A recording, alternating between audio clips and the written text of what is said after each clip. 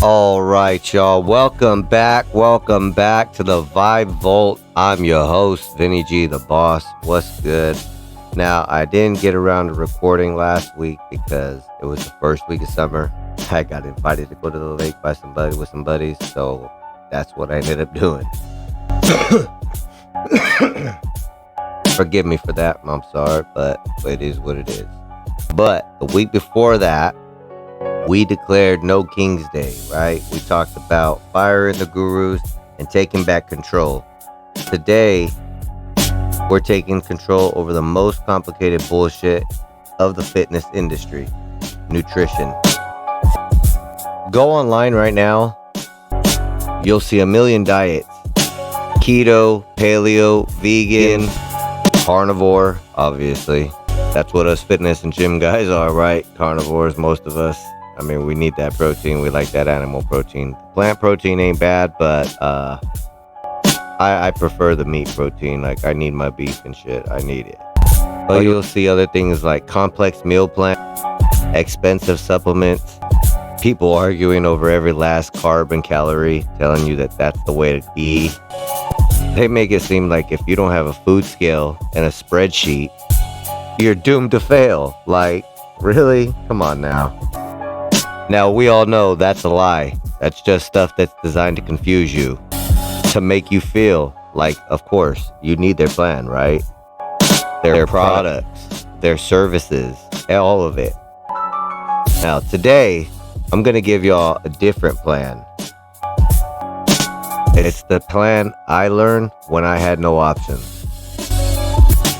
When there was no grocery store, no GNC, no supplement or nutrition store, no organic aisle. It's a system I used to stay strong and sane when I was locked down. I call it the prison plate. And let me tell you, it works anywhere. But I'll tell you this, it ain't no diet. It's a set of principles for survival and strength. Now, the first principle is most important, and that is simplicity is king. When your food options are limited to what they put in your tray and what's on the commissary list, you learn to see food for what it is, fuel. You stop worrying about fancy recipes and you start and learn to focus on the basics. Is this giving me energy? Is this helping building muscle? Yes or no? It's that fucking simple. Okay, so what was on that plate? And it always came down to three things. First, find the protein. Always first find the protein. Protein, think about that as the brick and mortar of your body. It repairs muscle, keeps you full, and gives you strength. Now, in any meal, my first and number one question was always, where's the fucking protein? Now, in the prison chow hall, that might be some questionable looking meat, hard-boiled eggs or beans. But on the outside, for y'all, it's lean meat, fish, eggs, cottage cheese. Before you touch anything else on your plate, you identify the protein and you eat it. That right there, that's your fucking foundation right there. Okay, second. Use carbs for fuel, not for fun. Now, I think this is where everyone gets lost. Carbs, they're not the fucking enemy. They are pure energy, but the thing is, you have to earn them.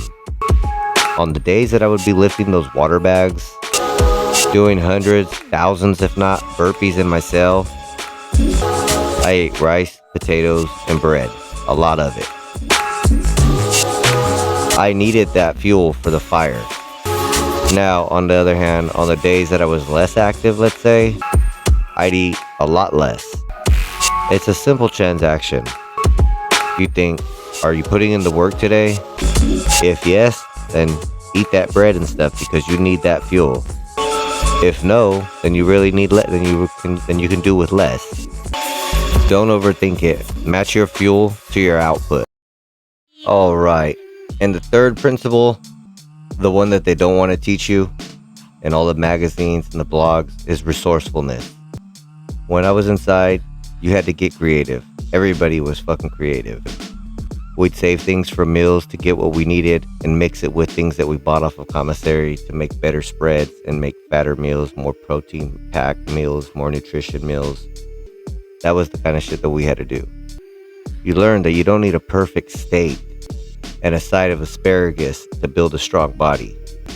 Now, I remember this one time, I wanted to put on a bit of size. The meals were thin, so I started trading. I'd trade the cookie or the little Kool-Aid packets that we got.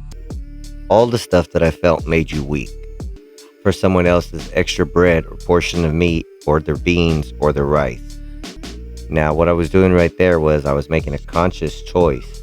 With Coinbase, I was choosing strength over a moment of pleasure. That's a choice you have to make every single day when it comes to this fitness shit. You can trade the donut in the break room for the strength that you'll feel from going to the gym later. You could trade that extra beer at night for the energy that you'll have in the morning from sleeping a good night's sleep.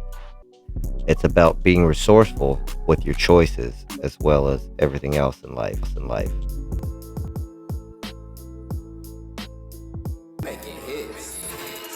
Alright, so let's bring this all together, man. This is going to be the no bullshit breakdown of the prison plate. Number 1, keep it super fucking simple. Stop seeing food as entertainment and start seeing it as fuel. Ask yourself one question: is this making me stronger? 2, prioritize protein in every single meal. Like, that's what I do. Literally, I always count what my max protein is going to be in every meal and everything that I eat, basically. Damn near everything. My snacks, everything. Identify your protein source and then build the rest of your plate around that. But remember, protein first. Always protein first.